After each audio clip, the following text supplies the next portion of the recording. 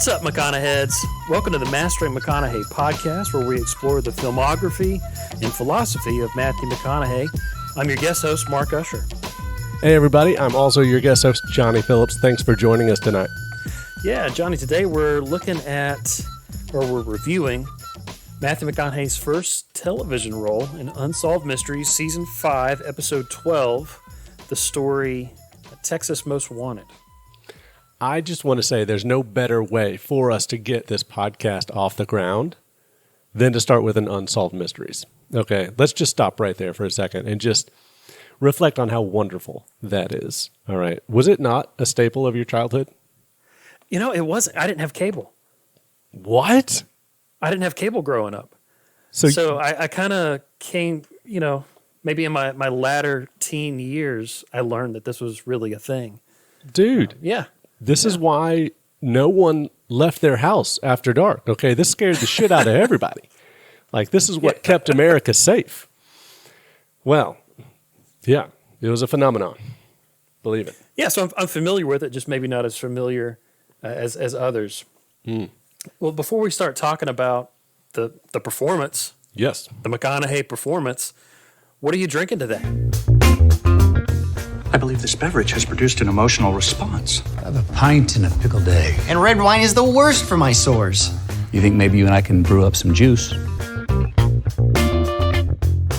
Dude, today I have a Larry's Potion cocktail.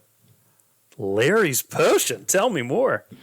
All right, so Larry's Potion cocktail is a combination of vodka, Coke, cranberry, orange, and I had forgotten the lime. I had to go get it just now. But believe me, the lime makes the whole thing. Okay, because before I was like, this is as shitty as this performance. But now, this is a drink. Is this a drink of your own making, or? No, are you kidding? Listen, everything for the podcast, bro. I did some research, and I was like, I need a drink with Larry in it because Larry is the star of the show. Okay. Wow. Well, I'm impressed. Thank you. Thank you, Mark. Tell me, what are you drinking tonight? Well, I kind of copped out. I went with a Dos Equis Amber. One might argue, one of the three main scenes that McConaughey is in. He's pushing a manual lawnmower, and he stops to wipe the sweat off of his face and down onto his hairless chest, and just feels like he would have wanted a Dos Equis Amber about then. Oh, absolutely. Absolutely. And like you said, this was in Texas, which is close to Mexico, which is where Dos Equis is from. Am I right? I mean, 100%. Geographically, you're on point. They're getting that shit shipped across the border, smuggling it in. Every day. Every day. Well, Johnny, let's talk about the obvious, to us anyway, the obvious. This is our first podcast. This is our inaugural podcast for the Mastering McConaughey podcast. Listen, episode 1, season 1, volume 1, all of it, right here, right now. Yeah, and we're starting with kind of a short performance from McConaughey. Mm-hmm.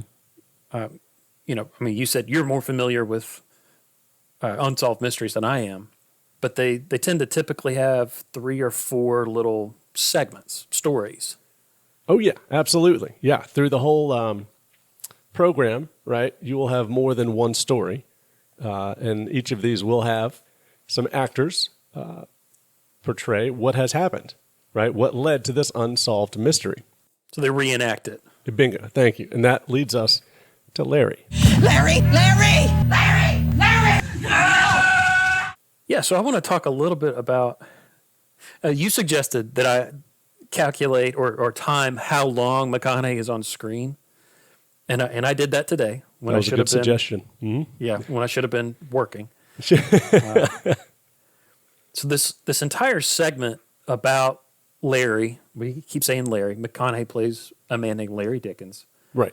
The entire clip is about 14 and a half minutes, and McConaughey is on screen for about a minute and a half, minute 45. Some of that is just his lower half, because his sister is sitting on top of him, or like laying on top of him. Right. And you only see his lower half. So, yeah, not a lot of time on screen for the big man. Well, I don't think that he was cast in this role for his acting abilities, right? As you mentioned, as a guy who's pushing his lawnmower, with his shirt wide open. I think it was clear that he was only cast in this role for one reason, and that was his abs. Yeah, the beefiness. I mean, I'm just saying. Yeah. All right. I'm not saying he's not skilled. I'm just saying that's not what this one was about. Well, so his breakout role in Hollywood is Dazed and Confused. And I looked it up. They were casting in spring of 92. Okay, they were casting for the Dazed and Confused in spring of 92. Okay. This episode aired in December of 92, this episode of Unsolved Mysteries. So he was just dipping his toes into Hollywood. So very little experience. Yep. Mm-hmm. But I think that Unsolved Mysteries was the right way to go. I did a little background research, and it looks like he's not the only person who we would recognize who's been through Unsolved Mysteries. Really? Okay. Yes. All right. I'm not going to name any names right now, but I'll bring it up later. Oh. There's a surprise. There's a twist to this story. That's called a teaser. Episode 1, and we're already doing teasers. I like it. Damn right. All right. Well, speaking of teasing, we've teased the viewers with manual lawnmowers and shirtless Matthew McConaughey. Let's dive into it. Let's do it. Let's get to this. It's all a fugazi. You know what fugazi is? Fugazi, it's a fake. Yeah, fugazi. It's a wazi, it's a woozy, it's a fairy dust. It doesn't exist. It's never landed. It is no matter. It's not on the elemental chart. It's not fucking real.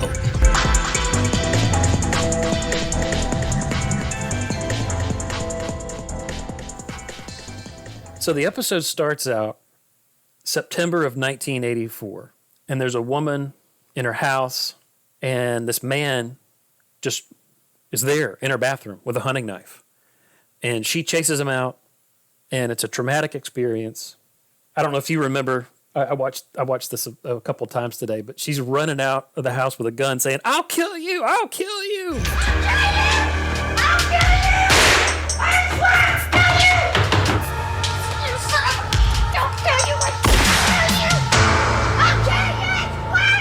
And shoots at him. and it's great. It's great. This is the first of several performances by, we can only assume, community theater actors that are just priceless. And I actually listened to an interview today with one of the main cinematographers from Unsolved Mysteries. Do tell. Enlighten us all. Yeah, so he said early on in the show's life, they would try to film everything where it happened. They would try to recreate it in bumfuck nowhere, Michigan. Really? Yeah.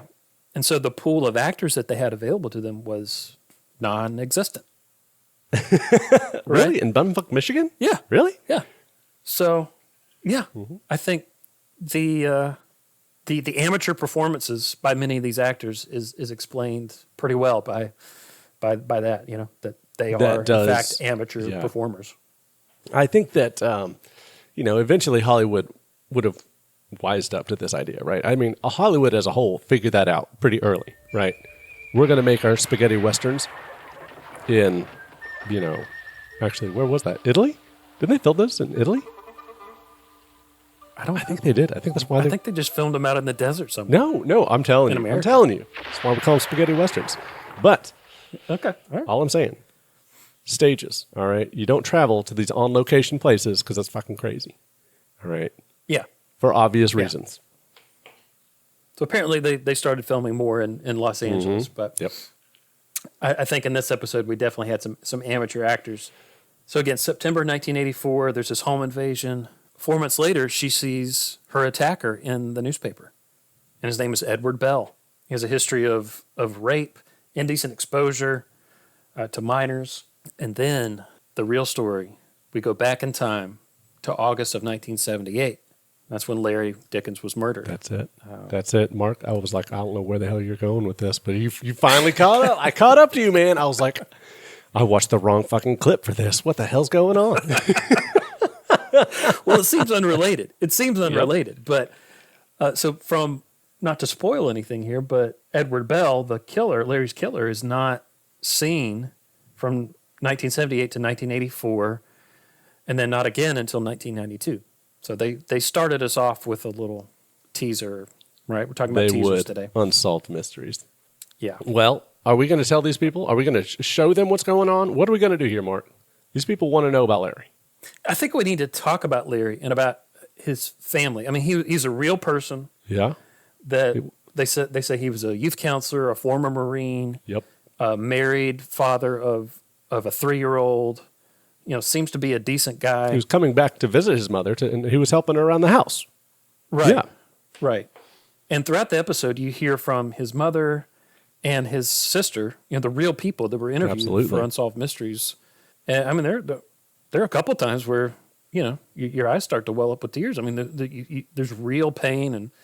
And so I do want to acknowledge that we are talking about a real person who had a family that loves him.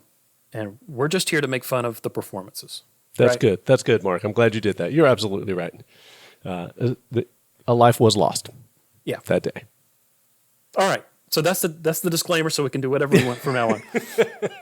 With that out of the way, let's get to it. Yeah, so just to kind of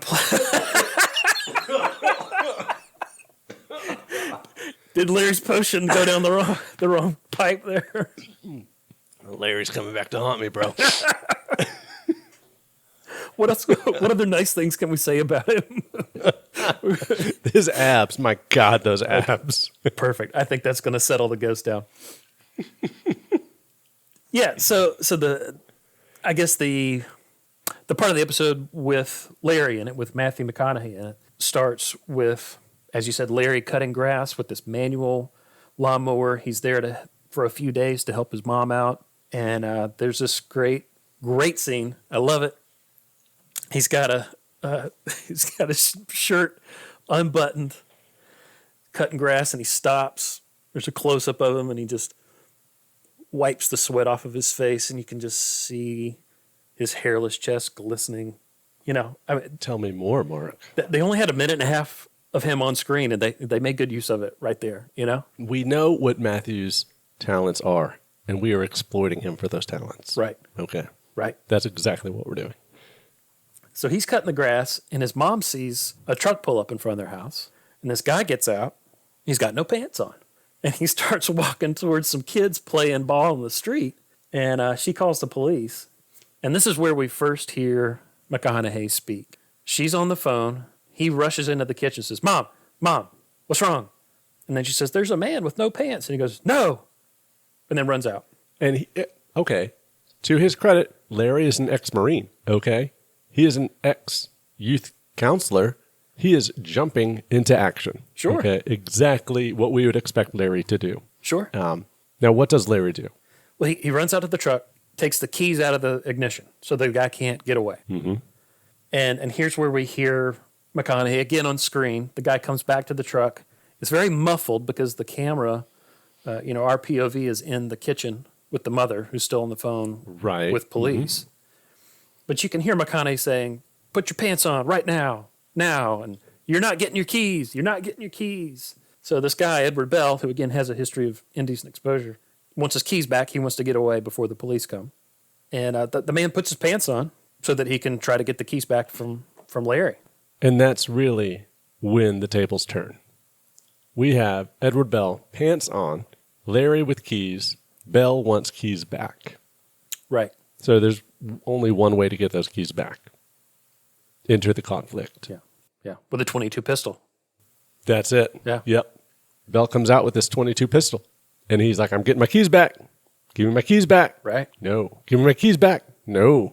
Shots were fired. Yeah. Good. Tell us, Mark. Well, they say 4 times on the chest and 1 time in the head with a .22 pistol. That's really like 50 Cent, man. All right. What does it feel like to be shot? Is it a physical feeling? Did you feel the first one or the 9th one? He was hit 5 times. Oh, He yeah? was still up and around, okay? Right? Larry didn't go down. He did not go down without a fight. Yeah, so in the show, he's getting shot, and then he stumbles back into the garage, and his mom is there and holds him. And Edward Bell keeps saying, give me the keys, give me the keys. Give me the keys! No! And this is where we get my favorite part of the whole episode, where McConaughey lets out this like primal scream that it's ridiculous. It doesn't really sound like a real scream. It doesn't sound like an animal. I said primal, but like it doesn't sound like an animal. It doesn't sound like a person in pain. It's this crazy scream. I think that he saw this opportunity to go for the Oscar and he went for it. Okay? It's Oscar worthy. Did he swing for the fences? Yeah. I mean, he swung for the fences on this one. And he's like, this is my one time to shine. Here I am on Unsolved Mysteries. I better make the most of it. So I'm going to make this death scene one for the record books. 100% agree. And that's what he did. He took 4 to the chest, 1 to the head, and he still had to, still after that, he still had his whole dying scene. Yeah, all right. Yeah. Yeah. So he's like screaming. His mom is barely holding him up. And so Edward Bell goes back to his truck and he gets a rifle and comes back into the garage to finish the job. Shoots Larry one more time. And as he's walking back to his truck, that's when Larry's sister, 17-year-old sister, comes back from cheerleading practice. Yep. Right? And sees Edward Bell getting back in the truck. Yes. Yes. Exactly right. It wasn't until she got to the house did she realize what had just happened in front of her. Like she had witnessed what was happening, didn't realize it until she had already parked her car. Yeah, so she rushes up to the garage and like holds Larry as he's dying, taking his last breaths. And this is where we see McConaughey's lower half. She's like, over the top of him screaming, Larry, Larry, don't die, And this is the last time we see McConaughey in the episode. It was a short stint on the silver screen for McConaughey. Yeah. But I really think that he took advantage of it in every way he could. Yeah, like I said, this is probably around the same time that he was auditioning or had auditioned for Dazed and Confused. So, yeah, I mean, he's just taking roles. He wants to work, wants to get some experience. Absolutely. I'm not going to say he did a bad job. No. So we don't want to leave our listeners hanging. We want to tell them the rest of the story here. So Edward Bell drives away, right? Yes. And this is where I want to talk about some of the production value of the show. Go. He's driving away in his truck on this, neighborhood street, and there's a motorcycle cop and then a cop in a just regular 1986, cop car. And they see him. They pass him, and the motorcycle cop spins around, Yep. That's cool, whatever. And then the car does this great sliding U-turn. I'm so glad you noticed that. I thought the same thing. I was like, that's solid. That's It was good work. so close to the camera. It's like, how did they not hit the camera? It was great. Well, I think I know how they pulled it off. Tell me. I think I got this figured out. Moments before we came on the air here, I was like, I'm going to do a little bit more research. And we had talked about there may be one other person in this show that's noteworthy. All right. Okay. His name is Eric Norris. He's one of these 2 cops. I'm not going to say which one because I can't say. I honestly don't know. Okay. All right. Let's be honest. It's cops on Unsolved Mysteries. All right. Is there a distinction? I don't know. Probably not. You know who Eric Norris is, Mark? Is he a stunt driver? He's the youngest son of Chuck Norris. Whoa! No way. No fucking lie. No way. Yep. You had Chuck Norris vibes in this Unsolved Mysteries this whole time. Wow. Okay. Nope. It's Yep. Nobody knew. in the genes. So, you want to know how did they get that shot so well? Well, Chuck Norris was there. Basically, he was there doing this. Yeah. Wow. At least half his DNA was there just spinning a car around. That is scientifically accurate. Bill Nye the Science Guy. Yes. Oh, and you're not going to get this. Eric Norris, Yeah. his birthday is May 20th. Mine's May 19th. So I'm Hey. basically half Chuck Norris. You're adjacent. Yes. Chuck Yes. Norris adjacent. And I'm going to wear that with pride. We're going to get you a tattoo that says, Is that kind of like the Kevin Bacon thing? Everyone's, 6 degrees away from Kevin Bacon? yeah. Yeah, so you're doing a podcast about Matthew McConaughey, who did an episode on Unsolved Mysteries. Chuck Norris's son was on there, in there somewhere. Somewhere. Your birthday is not Chuck Norris's son's birthday, but almost. Almost. I mean, technically, they touch. They touch these 2 days. Yeah. Yeah. That's all I had to say about Eric. It's like at midnight between the 19th and 20th. You are Chuck Norris's son. Just for what could only be considered a millisecond, but it's so goddamn glorious. Yeah. Wow.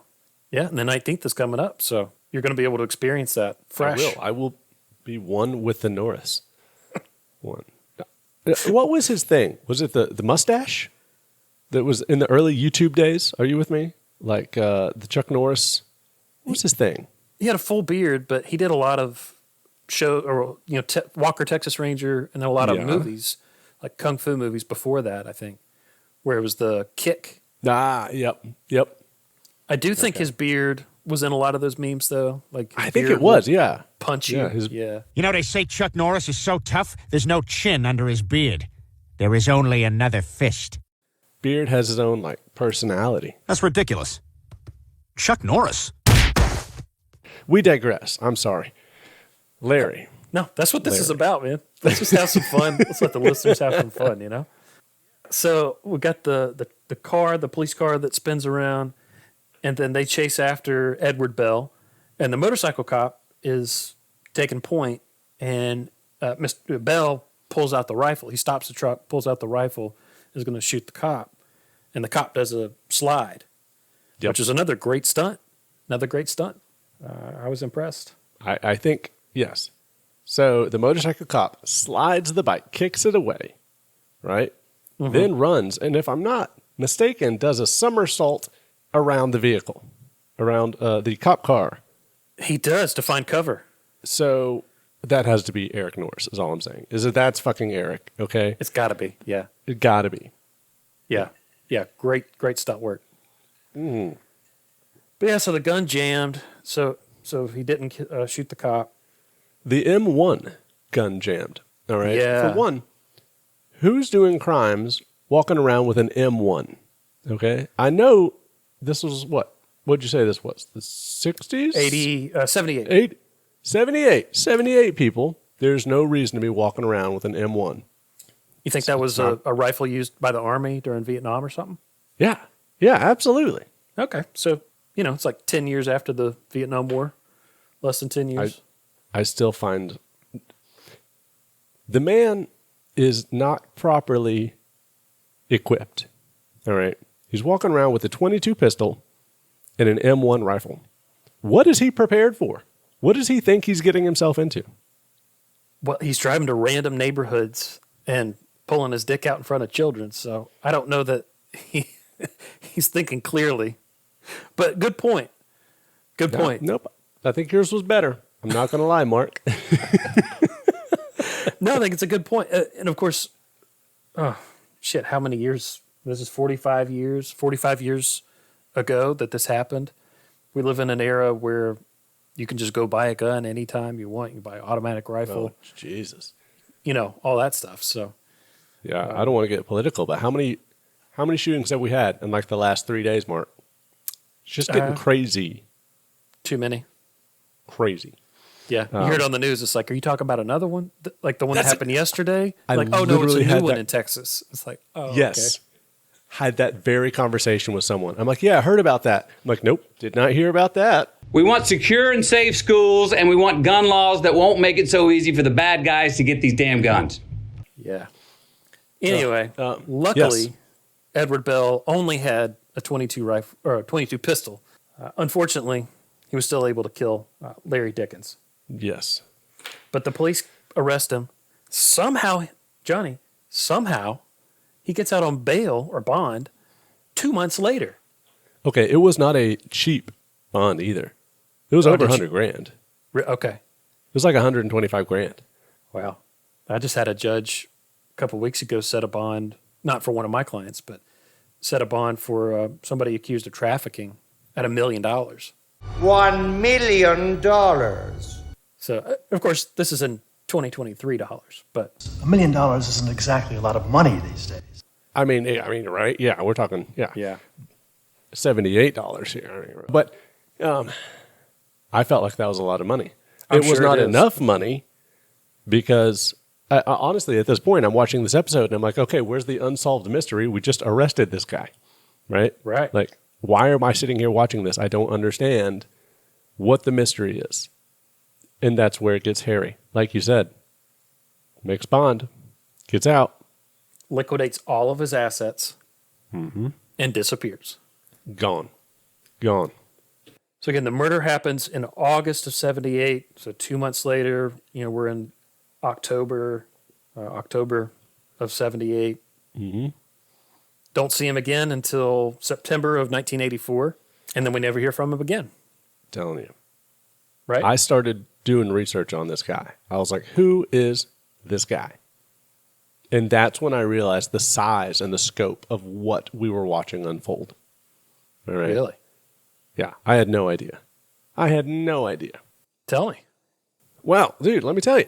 So we now know that this guy made off to Panama, right? That was not the first place he went. He skipped around a little bit with his, like you said, liquidated everything, took his money. I don't know how you travel with that kind of money, but he did. Real. Okay, right? And he finally ends up in Panama.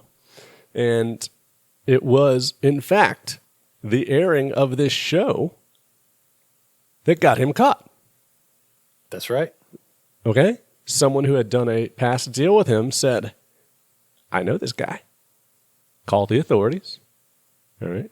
The FBI, coupled with the Panamanian police. Is that the right word? Panamanian? Panama City Police. There you go. That's what the FBI agent said on the episode. Going with it. They arrest him, extradite him back. And to me, again, that's when things just got crazy. Because I had no idea. This guy did not just expose himself to these girls. Mm-hmm. Okay. The guy's rap sheet became terrifying to me. I'm sure that you saw all this in your research as well. I mean, just in the episode, in the beginning of the episode, they say that he has a history of rape and indecent exposure. I don't know if there's convictions there or just accusations, but... Oh, Jesus Christos. And then they say at the end that he's a person of interest in several murders, so they think he's a serial killer? Yeah. Okay. So he later confessed to 11 murders. 11? 11. Yep. I think his tagline for them was 11 in heaven. Okay. Jesus. That's what he confessed to, right? Yeah. And he kept trying to make a deal with the cops. Like, I'll tell you where they are. I'll tell you everything about them for immunity. No, he didn't get those deals. And in fact, Netflix just did a special on this guy. No way. Yeah, absolutely. It's The Field of Something. Jesus Christ, how did I not write it down? The Field of Something. I heard about that one. There was a lot of just empty fields, bayous, retention ponds. Old oil fields and marshes between Houston and Galveston. This is what's known as the Killing Fields. It's called The Killing Fields, and it's amazing. I haven't seen it, but I'm so excited to see it. Tell me. This guy, I could not believe who he was, right? I couldn't believe what he had done. It was terrible. But the fact that he did it, and it was where Matthew McConaughey made his start, I just feel like is symbolism for where his career would be, right? I mean, he could have started out on anything. How about Texas? Fucking Texas. This is where he did the killings. This is where McConaughey got his start. Yes, the Killing Fields. Yeah, yes. wow. Well, I'm just saying, right? Matthew could have started anywhere. He could have started on Unsolved Mystery of a kid on a bike, taken by a clown or what have you. But no, he started with the Killing Fields. But I do love Texas. All right. Texas has their own power grid. I'm just saying, they're smarter than the rest of us. It's working out great for them. Yeah. Hell yeah. Hell yeah. Yeah. So, yeah, Edward Bell, kind of an asshole. Edward Bell, kind of an asshole, kind of dead, if I'm not mistaken. Yeah, well, you know more about this guy than I do, but he got sentenced to, 70 years? He did. Prison, something like that. And audience, here's the thing. I am drinking straight vodka at this point. I can't tell you what the hell happened to Edward Bell. I don't know. I know he's dead. And I know we were going true crime path. We were doing like a full motherfucking true crime podcast here for a hot second. Thank you, Mark. Well, dude, I mean, McConaughey's only on screen for a minute and a half, so we kind of have to, we have to fill the time. We do. With a little entertainment, some vodka and some true crime. Here's what I'm thinking. Matthew McConaughey really made this show. All right. Can I be honest with you, Mark? I've been thinking about this. Tell me. I hate that we have to start a podcast this way. Listeners, come together. Come into our little circle for a second.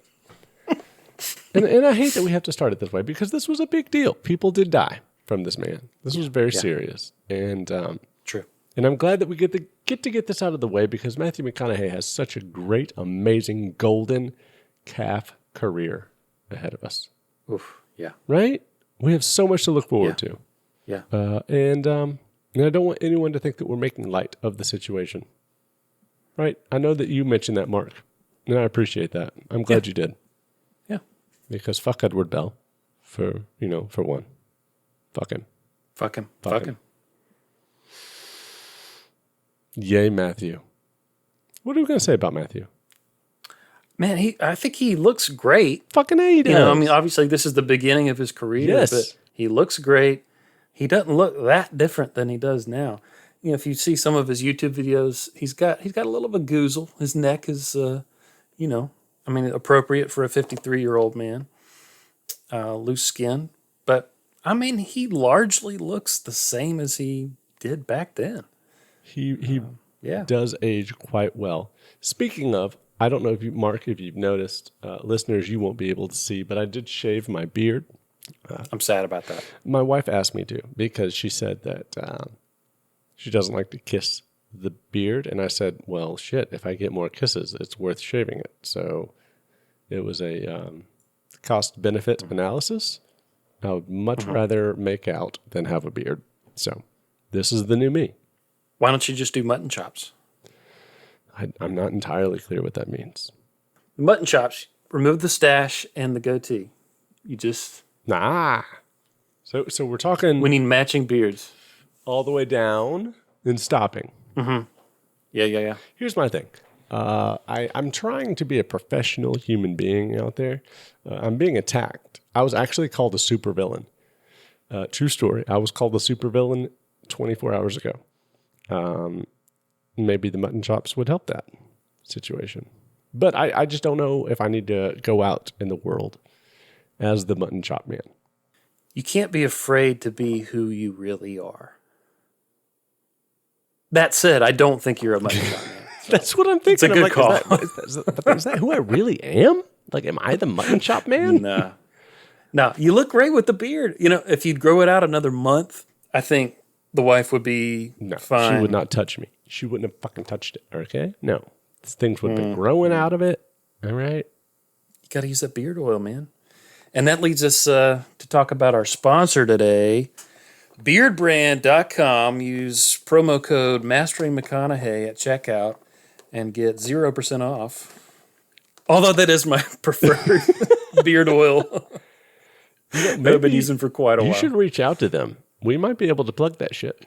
We're going to monetize this shit somehow.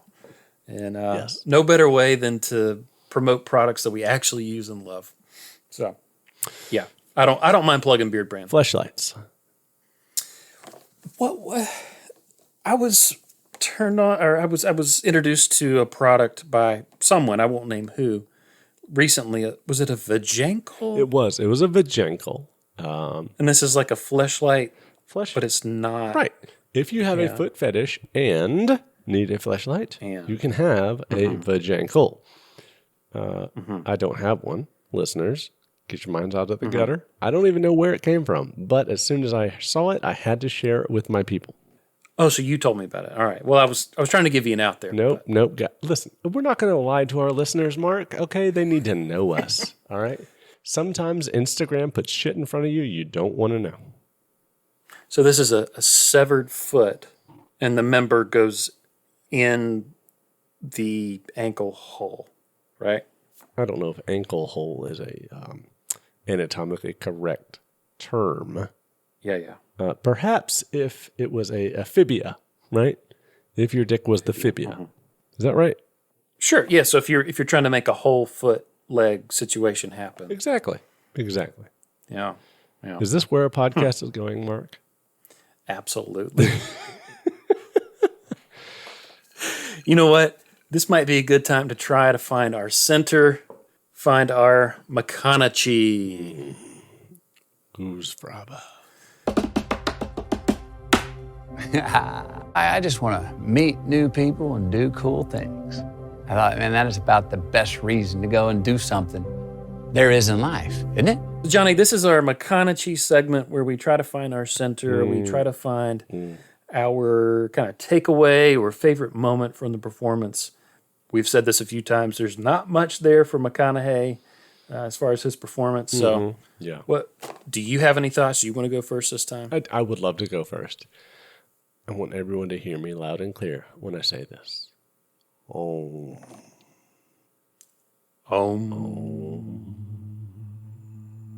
My child has a book that he insists on us reading to him called I Am Kind.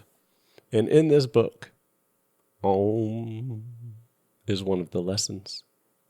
And it is that all of our energies are the same. And we are all connected to the universe. Even Larry. Well, not anymore, for obvious reasons, but... You know, I'd say, I know I'm interrupting you. I would say that that's beautiful, except yesterday your child ran around naked and threw objects at my wife and I. I don't know that he has his ohm in the right place. That's all I'm going to say. My child is a feral organism of this world. He's a Phillips. That's exactly what he is. No, I swear to God, he gets it from my wife. He gets it from his mother. All right. I love her to death, but she was an awful, evil child. Evil is the word. Ask her parents. They'll tell you all about it. Okay. But she matured. All right. Things are better now. So you were saying... Say things about your wife, Mark. I dare you. Go. Everything's connected, even Larry, right? Yeah. Yeah, so my favorite thing about the show is my wife. And I don't know. Maybe she would have been the person calling the police. I don't know. We're gonna cut that. Cut that. All right. So you were sorry. You were saying I sniffed that. You were saying the I sniffed the machine. But go ahead. You sniffed the machine. Oh, well, I couldn't hear it. So, all right, no, I interrupted you. You were saying be kind. All our energies are the same. Yes, all of our energies are the same.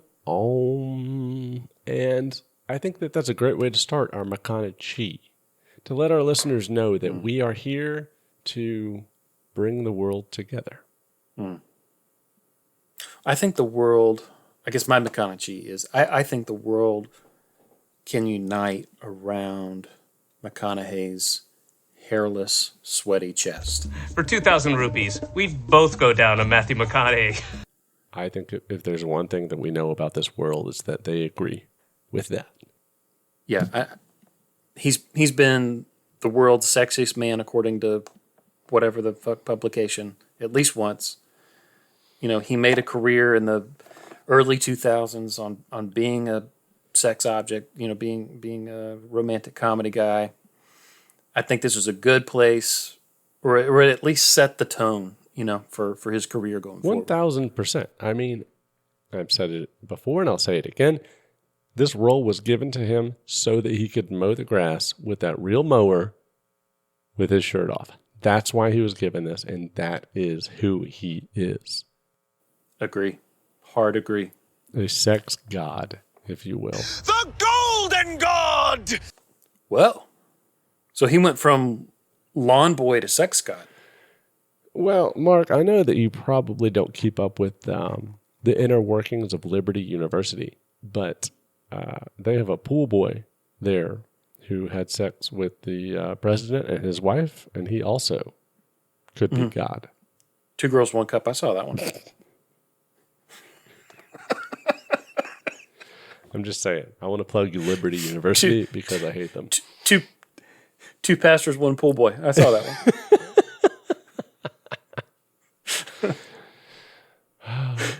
I feel like we could do a whole podcast on Liberty University and the hypocrisies of the pool boy. Let me give you an alt. Two Falwells, 1 pool boy. Yes. Am I some bored housewife who's having an affair with her 23-year-old pool boy? 2 Falwells, 1 pool boy. Done. Perfect. All right, Johnny, we need to review this performance. Yeah, we do. I've got a few suggestions. We can do pool boys or Falwells, right? Yeah. Wow. We could do 22 shots. You know, correct. Edward Bell shot. Yep. What, 5 times, right? Okay. Again, with the 22, a 50 Cent moment right there. Okay, he just took shot after shot after shot after shot. Yeah, it doesn't hurt as much as people imagine it hurts. Yeah. We could also do dead Edward Bells. I just want to go ahead and veto that because I think that collectively we have agreed, fuck Edward Bell, right? Mm-hmm. I don't want to give him any more credit than we have to, you know. So I'm vetoing Edward Bells. Fuck Edward Bell. Okay. I do like the Falwells because they deserve everything that's coming to them. Everything. Okay. I love that neither of us, even though we just talked about it, neither of us can trace back to how the Falwells would relate to this performance. So it's perfect. It's perfect. It is. Yeah. Yeah, I agree. 1 to 10 scale, Falwells and pool boys, right? Mm-hmm. Mm-hmm. So I strictly on performance, Matthew McConaughey's performance, I give him 6.8 pool boys. How many Falwells? Ooh, I feel like Falwells. Or does it just come with? It just comes with 2 Falwells. I mean, here's the thing: Falwells, I feel like act as negatives in this situation. So I could give him 10 pool boys and 3.5 Falwells. Right? You see what I'm saying? I feel like they act in a negative capacity here. Okay. Yeah, we'll just say the pool boy comes along with the Falwells. Yeah. So we're rating the pool boy. We're rating the pool boy. That's fair. Okay. Well, that's what Becky did. Ew. Tonight's edition of Unsolved Mysteries. Did someone fuck the pool guy? To solve this mystery, let's go back to the beginning. It was there that Mr. and Mrs. Falwell somehow struck up a friendship with a 21-year-old pool attendant named Oiled Up Pool Man. Becky's got it going on. Not anymore. This shit's taking a toll on her. But go ahead, Mark. Oh, okay. All right, we'll do a side podcast on the Falwells. I am going to think about this performance in context. Go. I want to hear it. This is McConaughey's first television appearance, first on-screen appearance, other than maybe some Blue Jeans commercials. This is Unsolved Mysteries, where the bar is low, where the preparation time is low, you know, all that. With that in mind, I'm going to rate McConaughey's acting performance. I'm going to give him 7 Falwell pool boys. I like that. And I completely agree, Mark, because you know what? He gave it his all. I said it earlier in the show, and I'll say it again. He gave an Oscar performance. Like he said, I'm going to be on Unsolved Mysteries, and he gave it everything he had. He did a great job. If it were me, I would have been afraid, and I would have just stuck to the script.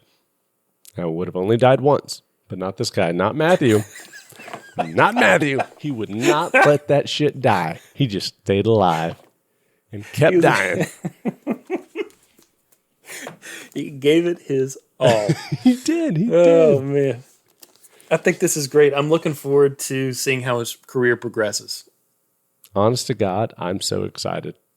I'm so excited because I really enjoy some of these movies that we get to talk about. And yeah, like just teaser. We talked about teasers. What was Fool's Gold? Okay, I don't care who you are. Fool's Gold, great movie. I'm so excited about looking into that shit. That's one of his movies? Fuck yeah! Are you kidding me? Oh, and the okay, leading lady. okay. It's not the first or the last movie he's done with her. Okay, well, I'm ready. Can't think of her name to save my life, and I'm going to be in trouble for that. Sorry, listeners, because I know everyone's being like, how do you not know that? Kate Hudson? Please welcome Kate Hudson! Very likely. J-Lo? Oh, okay. All right. We'll figure it out. We will, because this is Mastering McConaughey. Yeah, and we haven't talked about this off the pod, off mic very much, but I think it would be fun to do the podcast in mostly chronological order, but not necessarily just, in order. Because we're going to run into a situation where we've got 10 or 12 rom-coms that we've got to watch that are his hits, and we want to break up the hits a little bit. We do, even though my wife is going to love this shit. Well, we need to have her on as a guest. Okay, listeners, you be the judge, but my wife is so jealous that we're doing this shit. She thinks that she should be on this show. I mean, she's told me several times that she would be a better co-host than you. Well, you know what? She thinks a lot of herself. Okay? Believe me. To me. be fair, y'all could probably do this podcast. The two of you could do this podcast better than you and me. That's but we're here bullshit to have fun. Hell yeah. You and I are here to have fun, enjoy ourselves. We know we're not qualified for this. Oh, shit! I taped over my Luther Vandross mix. We're going to have some guests on. We're going to have some guest hosts on. And we're going to make this thing fun. That's all I've got to say. Do you want to know how many jobs I've had that I haven't been qualified for? All right. All of them? Every single one. Thank you. Thank you. How many advanced degrees do you have? I really don't want to get into that because I feel like that would be a problem. Is that two or three? Let's see. I have a master's and a specialist, and I am a dissertation away from a doctorate. What? That's how that works. Johnny, I had no idea. And it's sad, isn't it? You should just do it. Fuck that. I would much rather make podcasts. You can put doctor in front of your name, man. When you buy a plane ticket, when you buy a plane ticket, you can say doctor. That's the only reason I would do it. Only reason I would do it. Could you imagine? I'm a real estate agent. Yes, Dr. John Phillips is my real estate agent. People would really question my life choices at that point. Well, you don't have to put doctor in front. You don't have to put it on your business card. Well, I think it's time for us. We're sitting here reflecting on life choices. Let's write our journal entry for this episode. That's the fun about journaling. There are no rules, all right? All right. So, Johnny, as many of our listeners may know, Matthew McConaughey wrote a #1 New York Times bestseller book. It retails for $30 American, $40 Canadian. It's called Green Lights. He wrote this book a couple years ago, soon after he started his YouTube channel and started waxing poetic, thinking himself a philosopher. He has a YouTube channel? Oh, yeah. Oh, Jesus. I got to get onto this shit. Listeners. Yeah. I'm ready. And then he released a journal, a Green Lights journal. So it's like a guided journaling experience. Mm-hmm. And he recently did the Art of Living experience where he was hawking a fake philosophy course. I was there. Hell yeah, I was there. Yeah, we don't need to get into that too deep. But I've only read 11 pages of the book. Bullshit. Of Green Lights. Yeah. Dude, I would have said you read the whole thing. No. But I've already stumbled upon a good journal entry for today. Thank you. Bring it to us. So this is the hard copy version, page 10, and I'll just quote it here. I was molested by a man when I was 18 while knocked unconscious in the back of a van. I've done peyote in Real de Catorce, Mexico, in a cage with a mountain lion. I've had 4 concussions from falling out of 4 trees, 3 of them on a full moon. I've bongoed naked until the cops arrested me. I resisted arrest. I've never felt like a victim. I believe the truth is only offensive when you're lying. Wow. I mean, wow. That doesn't make any sense. Wow is right. And that was on page 11? By page 11? Page 11. Jesus. Or page 10. That was page 10? Mark, I feel like there's a lot more to that book. Like, that is a powerful way to start that book.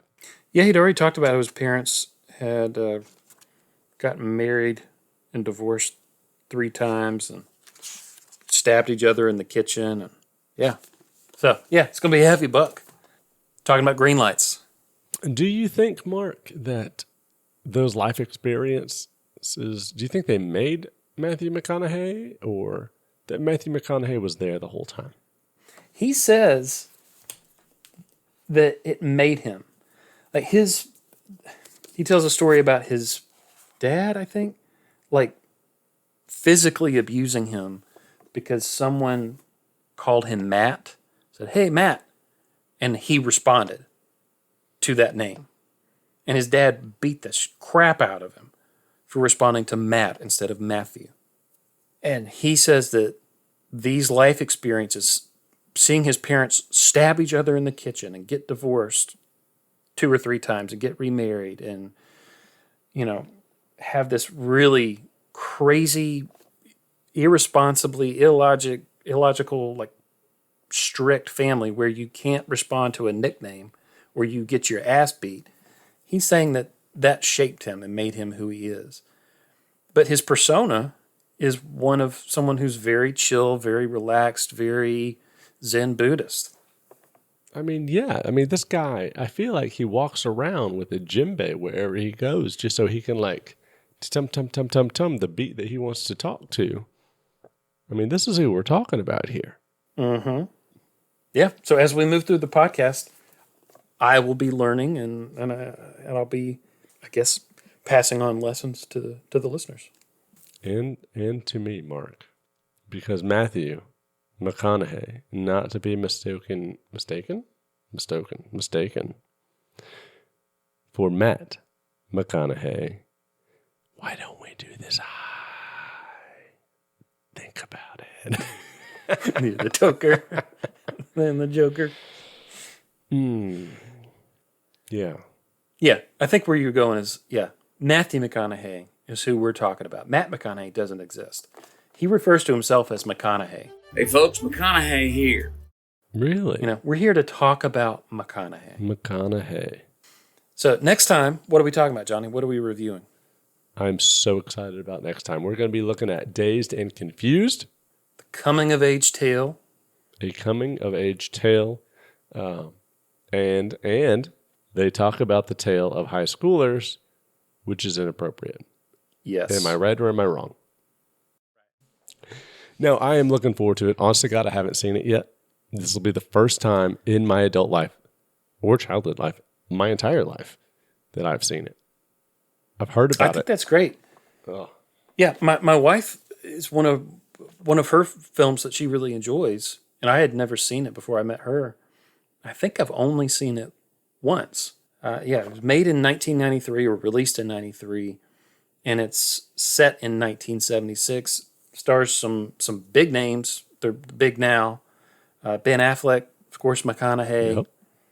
Oh, God, there's a couple others. I should have looked at the IMDb. But, yeah, there's some big names, and I think we're going to have fun. Oh, I'm so excited. We're going to watch it. I'm going to make my wife watch it with me because she was born in 92. So they're basically the same age. They're basically the same person. Her in the movie, yeah. Thank you. Yeah. Yes. And we have another mic here, so she might want to jump in and say something. Listeners. I would love that. I would love that too, because she is a firecracker. I think she would bring a spark to this podcast. She would at least bring a non-penis element to this. Am I right? Yeah. Yes. Yep. 100%. Now, we don't have to be the only ones talking about McConaughey's hairless, sweaty chest. It'll sound more genuine coming from your wife, instead of us trying to make it up. And could you imagine what will happen to me that night, Mark? Just think. Can only imagine what it will be like. Were you singing I Can Only Imagine? What was that, Mercy Me? I can only imagine. Yeah, it's a praise and worship song. Yeah, that's right. I will be praising something that night. Well, Johnny, we need to thank all of our listeners. Speaking of our wives, we need to thank our wives for allowing us to take the time to go on this little venture. Our theme music is by Holizna. Thank you, Holizna. I still need to ask the guy how to pronounce that. Holizna? I'm sure he'll correct us one day. I hope so. The name of the song is HEYAQUALUNG. You can find him on Patreon and at freemusicarchive.org. We've got a link to that in the episode description. Johnny, you have another podcast, your main podcast. You're the experienced podcaster here at the Modern Real Estate Agents. That can be found anywhere fine podcasts are presented. You can also find us, hopefully, when you listen to this, you can find us on Instagram. And that's going to be our only social for the time being. Because I tried Twitter once, I hated it. I'm too old for TikTok. I'm tired of Facebook. And I don't know what Mastodon is. And apparently you don't either, Johnny. So I think we're just going to stick with Instagram for the time being. No. Mastodon, I believe, was a song on Guitar Hero. That is the most I know. I think it's an old elephant. I do love elephants, so... I think when elephants turn 80, they turn into mastodons. That's got to be math and science at the same time. And then that's when you harvest their trunks, and then you can use it as a horn and talk to people through the internet. That's what mastodon is.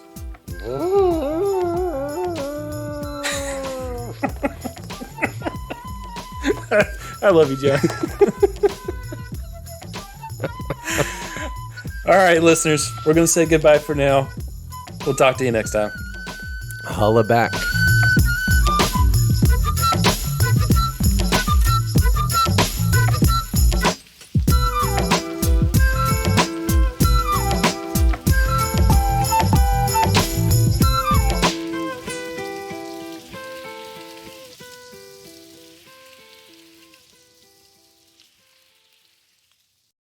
Larry Dickens. Larry? Larry? Larry. Larry? Larry. Larry. Larry. Larry. Larry.